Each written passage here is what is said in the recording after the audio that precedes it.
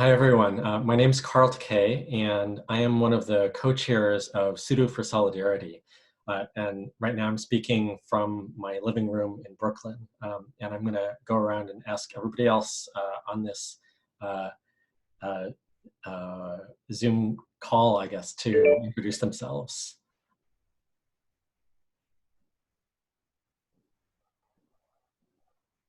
Maru, do you want to go? Sure. Hi, my name is Maru Mora Villalpando.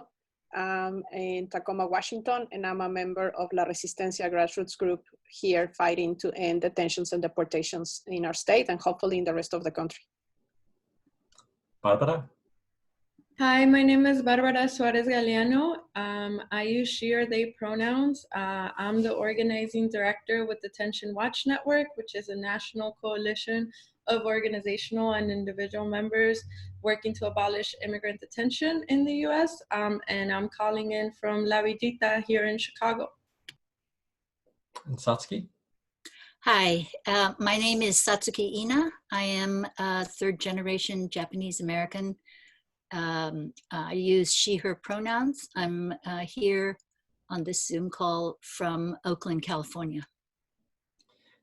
And I'm realizing I forgot my own guidance and didn't say my pronouns. I use he and him pronouns. So we're having this national distributed call at a very strange moment, but also a very scary moment.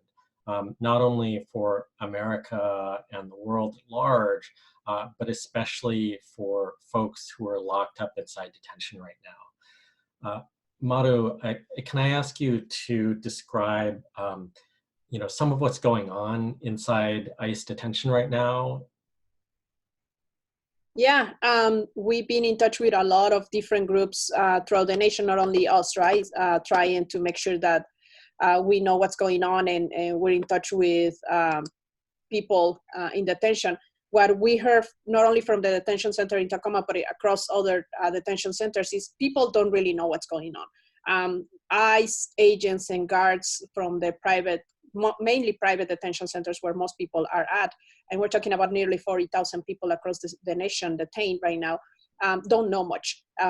Once ICE made the decision to shut down to social visits detention centers across the nation on March 13, most people didn't even know what was going on. As a matter of fact, when they announced on March 13 in the morning to Congress that they were closing detention centers to social visits, here the detention center in the evening were still open, and guards had no idea of that directive. People in detention had given us different takes on what's going on. Some people said, yeah, they told us by Monday, we were told that social visits were not happening. Some guards will tell us this is going to be indefinitely. Some guards would say it's going to last 18 months. Some other guards told people that it's only for 2 weeks. What is very clear is that nothing really has changed inside detention centers. That in unsanitary conditions, the big numbers of people detained continue the same.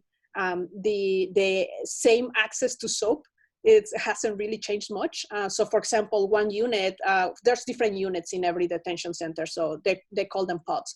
So we always ask to every person that calls us, which pod are you calling us from and how many people are there? So this specific pod told us, okay, there's 100 people here. They gave us soap, it's not gonna last. For 100 people, how are you gonna do that to make sure that you get enough soap for 100 people in one single unit? The other thing, for example, was I asked them, can you put yourself in between the next person 6 feet apart? And they're like, there's no way that's gonna happen. These pods are not that big. And we all sleep next to each other, eat next to each other. There's, for example, for a 70 people unit, there's only 4 bathrooms and 2 showers. How are you gonna keep separation? How are you gonna increase the cleanliness when it's us, the people detained, that do the cleaning with the same materials that we have had from forever? We have not been given hand sanitizer or masks. We have seen some guards wearing masks, but not all the time. There's been units that have been placed in isolation, but not more than 2 weeks. There's been new arrivals getting to the detention center here in Tacoma that we're told you're gonna be in isolation for 2 weeks because our new protocols, but they're actually moved to general population within 3 to 5 days. So even the same protocols that ICE is talking about are not happening. So not only they lie about their own protocols, they don't follow them, but people in detention live more uncertainty than us and outside, because they have an extra worry. And something is clear: nobody's safe under ICE custody. People are afraid of dying inside the detention centers, and right now people are asking to either be released or be deported because they don't want to die in detention centers. Thanks, Maru. Barbara, can you talk about what's going on as well with ICE and what they're doing, if there is any response that the agency has made in terms of not arresting as many people and not exposing as many people to the kinds of risks that Maru was describing? Yeah, so what we've seen is exactly what Maru said. It's business as usual for them. They continue to carry out raids. They sent out a directive that was like, oh, we're only going to go after folks who have like a previous criminal history or like that sort of thing. But we've seen them continuing to do raids. They actually recently put in a request for 49,000 masks. And those are not for people in detention. Those are for their agents to continue dragging people into detention, into the unsafe conditions that Maru just named. And they were also originally, the White House had presented a proposal to receive 250 million additional funds for ICE and CBP to create quarantine, like expand detention to create quarantine spaces for people detained who are experiencing symptoms or have been exposed to COVID-19, which to us is absolutely preposterous given ICE's history of not being able to provide medical care for anyone and operating on the basis of profit extraction and medical neglect. I think it's really important to highlight that we've had 10 deaths in detention so far this year that have been reported. And I highlight that because ICE is less and less willing to report out how these things are happening in detention. And that's before these outbreaks started happening and this whole crisis began. And this is already more than the total amount of people who died in ICE custody during the entirety of last fiscal year. So what we're seeing is business as usual and a continued ramping up of the really toxic and insidious ways that ICE takes our resources and uses them against our people instead of allowing those resources to go to a comprehensive public health response, which is what we actually need right now. Barbara, can you expand a bit on the point you made about medical neglect and why, how bad things already were in ICE detention with medical neglect even before this pandemic? Yeah, so there's multiple reports that exist on how majority of the deaths that have occurred in ICE custody, and this is not just under the Trump administration, but extends as soon as ICE began detaining people. People die of preventable diseases. People die because they don't go to the doctor when they're detained. People die because they have really serious conditions, and the most ICE will do is tell people to take a Tylenol and drink some water and lay down. I think there's some really egregious examples, such as the death of Roxana Hernandez, a trans woman who was detained by ICE and who died in their custody. And when a lawsuit came about because of the concerns around how her death happened, the surveillance video that captured her last hours mysteriously disappeared. And this is in the context of litigation, what should be a transparent process where discovery brings about evidence on what actually happened. And that folks don't even get that. Folks who die in detention don't even get the transparency that a legal process is supposed to allow for. So that's just a really extreme example of not just the robust medical neglect that happens inside detention, but also the type of cover-up and discarding of information and evidence that is endemic to the immigrant detention system and to how ICE goes about its daily business. Satsuki, can you speak from your perspective as a survivor of the World War II Japanese American incarceration? As I think many of the people watching this know, Satsuki, you were born as a child prisoner inside the Tule Lake prison camp during World War II. Yes, thank you. I actually get chills when I hear Barbara describing the conditions and circumstances, because they're so resonant of our own experience back from 1942 to 1946. We lived in very confined circumstances in military barracks, and the overcrowding led to repeated incidences of epidemic and contagious diseases. But also what you're describing reflects the suppression of information. So scholars and researchers who've been trying to get data and information on the number of deaths related to these diseases has been very difficult to uncover. But we had cases because we had to share public latrines and mess halls and very inadequate medical services. Incidences back then of tuberculosis, polio, typhoid, scarlet fever, and what was then considered a much more serious disease was influenza. My brother and I were held in quarantine, which means you just had to stay in your barracks, but still had to use the shared latrines and mess halls in order to eat. But my brother got chicken pox, and then I got chicken pox, and we were quarantined for close to 3 months, not able to go outside, with very limited medical care. And other camps, specific camps had specific kinds of epidemics that led to deaths and long-term consequences like polio that people never fully recovered from. So it's a chilling reflection that the same government justification is being used to suppress information, and the inadequate care information being available to the general public. So all the more reason why Japanese Americans need to and are responding and in solidarity with your organizations to stop the current inadequate and inhumane treatment of people being held in detention. Maru, I want to bring it back to the present.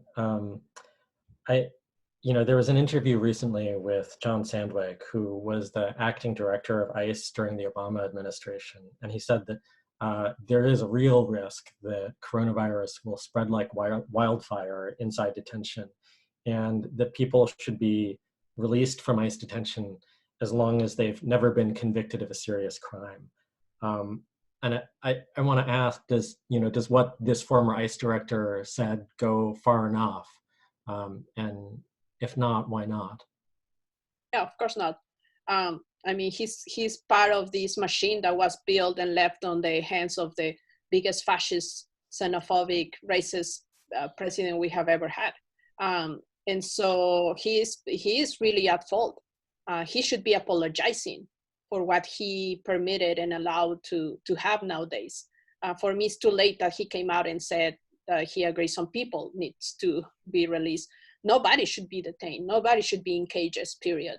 And again, he created a machine that has taken over this war against us, right? Not only criminalizes us and put us in detention, makes money of us.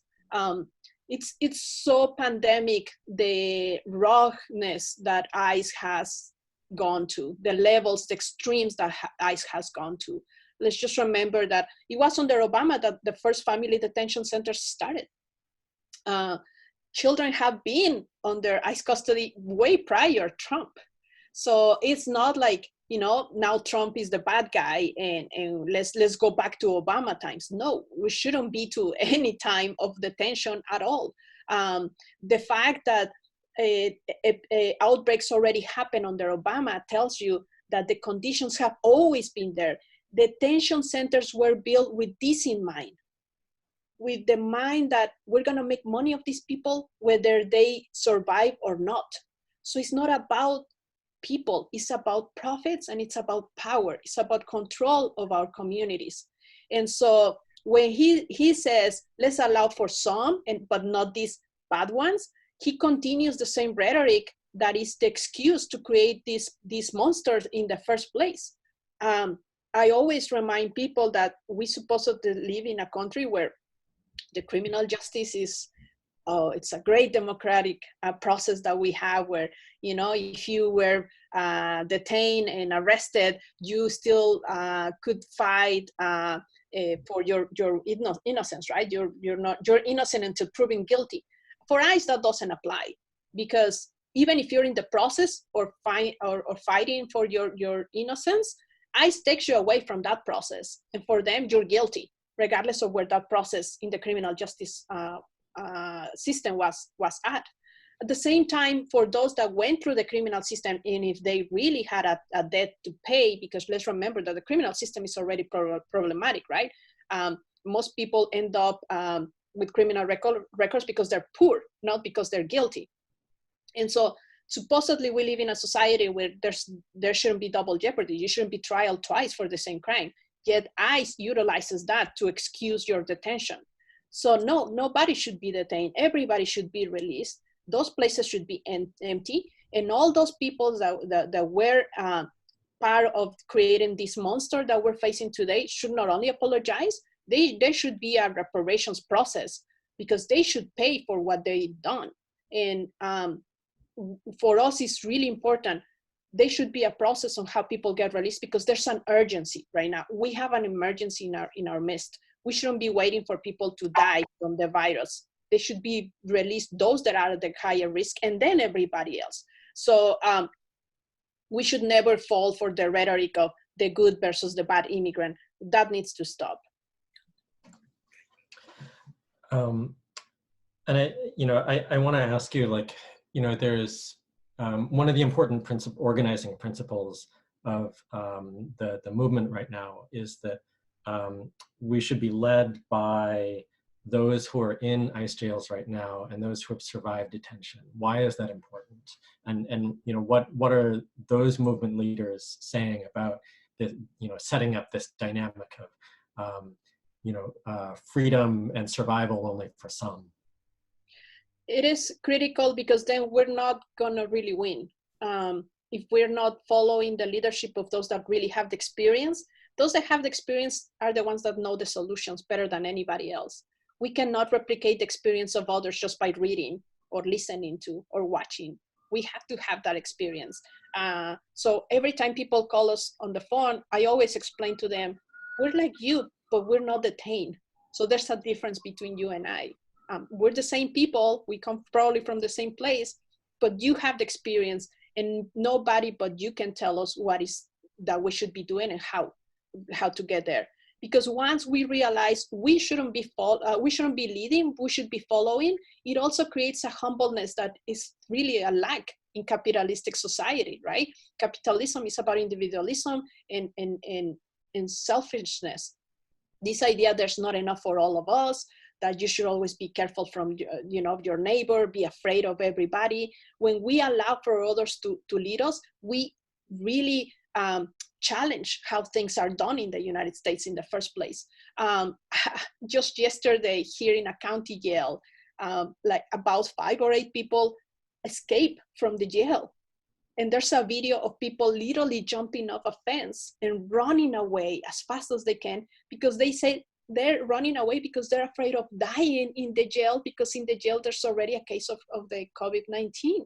And that tells you the extremes that people have to go to be free.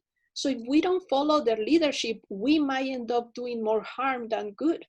And that's why for us, when we come public with our communications, it's based on what people detained tell us, right? And we have heard from people detained for many years now.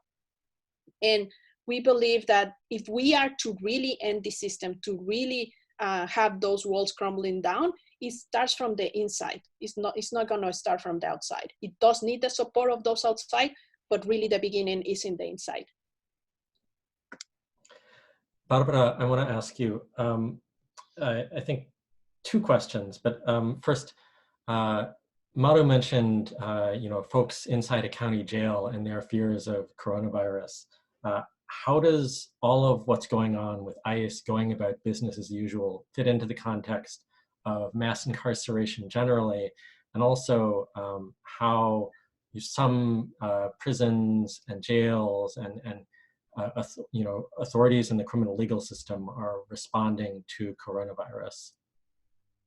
I mean, so the response that I've seen has been everything is led by the communities that are organizing for change to happen.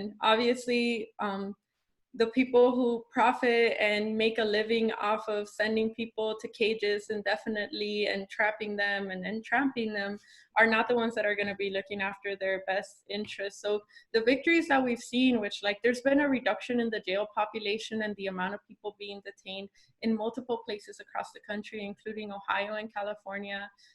There's multiple initiatives happening too, and all of those are because communities have been organizing for a long time, and communities know that this moment is a moment that's showing us what is possible and what is not possible. And all of the things that the government has always told us, like, oh, we can't cancel mortgage payments, or we can't provide health care for everyone.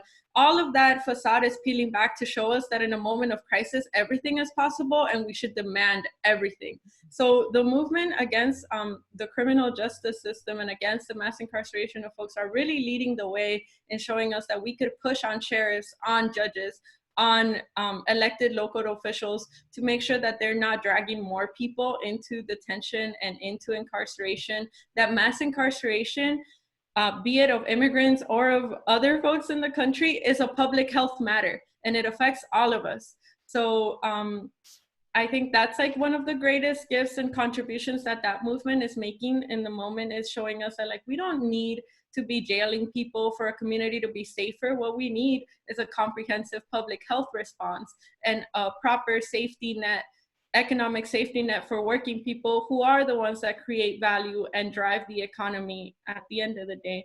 I just wanted to add something to what Maru said around folks in detention currently. Is there's at least 5 reported hunger strikes happening across the country right now of people detained.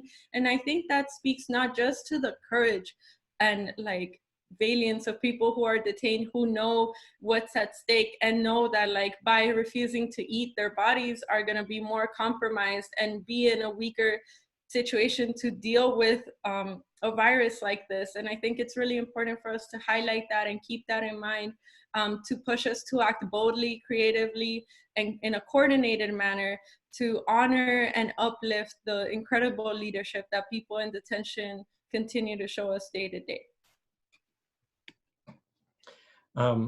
You said that, this is a moment where, what authorities have been saying was impossible is now possible.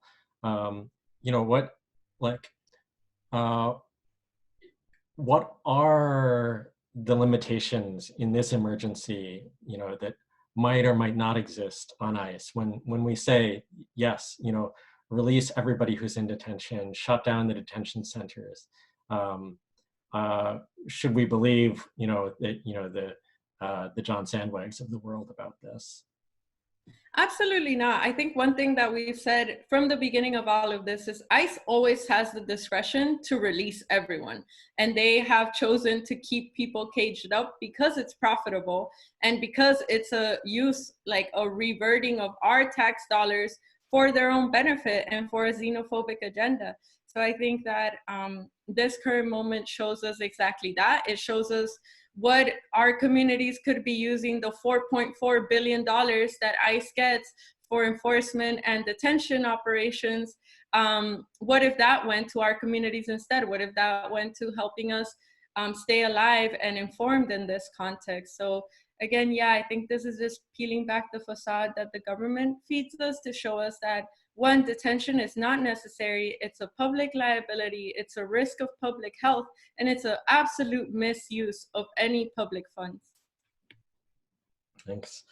And you mentioned that there are 5 active hunger strikes going on in ICE detention right now. I think for folks who have not been in this circumstance, it might be, I think it may be hard to imagine exactly what a sacrifice this is, that it's not just the fact of going on a hunger strike the way that, somebody on a hunger strike, living in their home, living in an environment that's not a jail would go through, that it is so much worse. And can you speak to that and why that speaks to the determination of the folks who have chosen to go on hunger strike? I'll speak a little bit to it, but definitely think Maru is an expert in this context, so she could speak a lot more to it. But one thing I'll say is, like, folks in detention are being forced to work to maintain the cages that cage them, and on top of that, they don't have any sort of medical care or like access to a doctor as anyone would otherwise, and are malnourished consistently because the food that they're fed is either rotting, or in some cases it's like soy meat every day of the day for a year, even if it's rotting. So just the extreme conditions of confinement, the sort of pain and anguish that folks feel, particularly under an administration where detention has been prolonged for so long, for some people, just like all those compounded effects on top of the choice of like not feeding yourself, I think just speaks to how inhumane the process is, and the desperation of folks, and the fact that they have very little, if any, sort of tools and route while inside to seek freedom. They don't have legal representation. They sometimes don't even have a connection to the outside world. And so it's like the most courageous step that folks can take in the context of an extreme situation. And the one thing I'll add to that is that in many cases, we've seen solidarity hunger strikes where people strike to demand the release of someone, or where people strike because conditions are so egregious and unfair to a particular population in detention. So also wanted to uplift the quality of like the human connection that people have to each other in detention, and the solidarity that they embody day to day for one another. But not sure if Maru wants to add anything, since she supported so many hunger strikes. Yeah, definitely. I mean, one of the things that makes it so different from another hunger strike, outside of a detention center, of a jail, a prison, is that people face retaliation, immediate retaliation.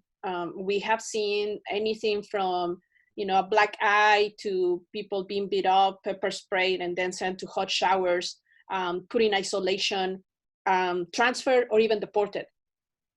It could be from the very first day that somebody starts a hunger strike to over 70 days of being on a hunger strike. We have seen forced hydration, forced feeding, literally brutality against people detained that go on hunger strike. The worst thing that can happen inside a detention center to ICE is that people unite and go on a hunger strike. ICE does everything and anything possible to stop people from doing that, because they know the powerful action that is.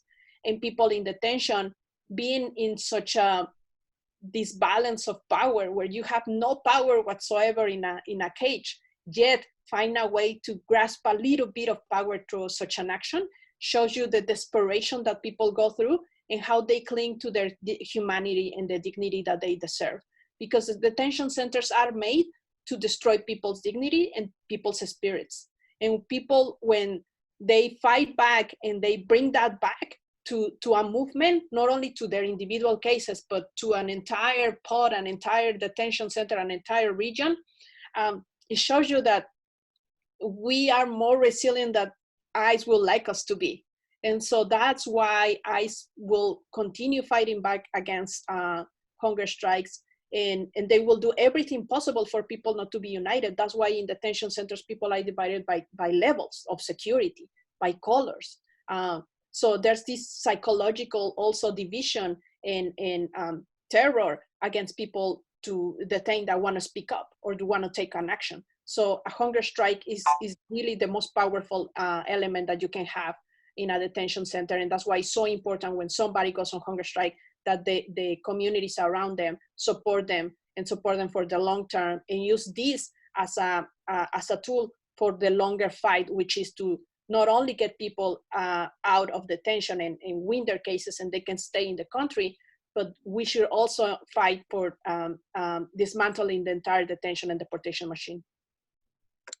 Satsuki, I want to turn to you and ask, why is it important for us as Japanese Americans, a community that has suffered from the mass roundup and incarceration, from the crushing of dissent inside the camps where we were incarcerated? Why is it important for us to speak up now in solidarity with the communities that are under attack today? I think that the most important thing is that when we share our history and the repetition of that history, it points to the deeply flawed process of racism and social injustice directed at people of color over decades of time. And so important that we share our story to say that, as people who actually experienced it and managed to survive it to some extent, point out the ways in which today's incarceration of people in these detention facilities is once again the deep thread that runs through our history in America, that people of color have been repeatedly targeted for mass roundup and incarceration and separation of families. And it's a way to call for a deep change, a deep social change led by people who are in the middle of what is happening today to people. So, when there is social anxiety, that calls for a way to bind society's anxiety, and what people do typically without good leadership, without just leadership, is they bind their anxiety by finding a scapegoat. And scapegoats have generally been people of color or religious minorities or some minority group that doesn't have power. And so we have to recall the past and talk about how that impact has lasted for generations on us, and also join the voices of today's protests, because we have to stop this really deeply embedded process covered up by words like democracy and human rights, and really bring out the truth of what has happened in our history so that we can challenge it in solidarity together today. Thanks. Barbara and Maru, what can people watching this do right now? Well, I can start. There's a lot people can do. Some people do have the choice to stay home, some others don't. But definitely people that have the time and those that don't have the time can find the time to do something. Here in Tacoma, what we're asking people to do is follow our social media pages. We're La Resistencia NW. And we're asking them to call the governor. And on our social media, you'll find all the different phone numbers, even scripts.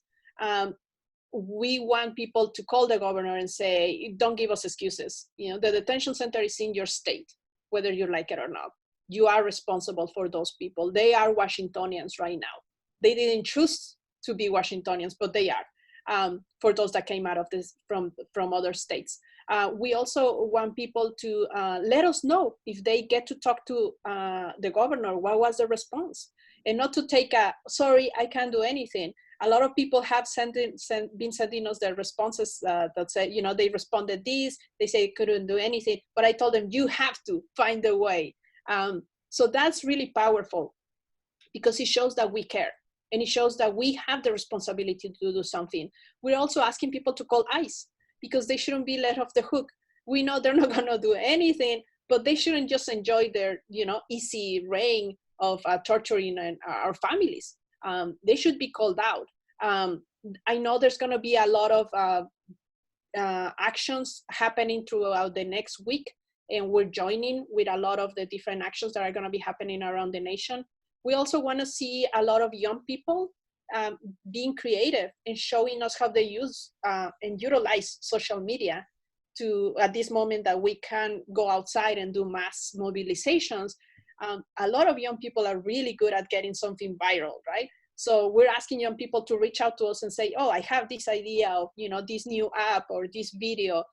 So we actually are setting up a call for artists to send us art or videos, music, whatever it is that young people enjoy, to make sure that people participate and also makes us change the culture, because the only way we're going to change this is changing culture. We can have the best policies right now in the books. They're not going to be followed if there's a culture of racism and xenophobia and impunity, such as the one that ICE has enjoyed all these years. So we want to make sure that right now people take action through social media. Once we're able to do more, we will be calling for more. And I'm going to let Barbara explain the other things that we're looking at as a national movement. Thank you so much, Maru. And I just want to recognize folks in Tacoma for being one of the first to respond to all of this and really leading the way and showing folks the many different options that they could be engaging with to demand that people who are caged be free in the context of this crisis.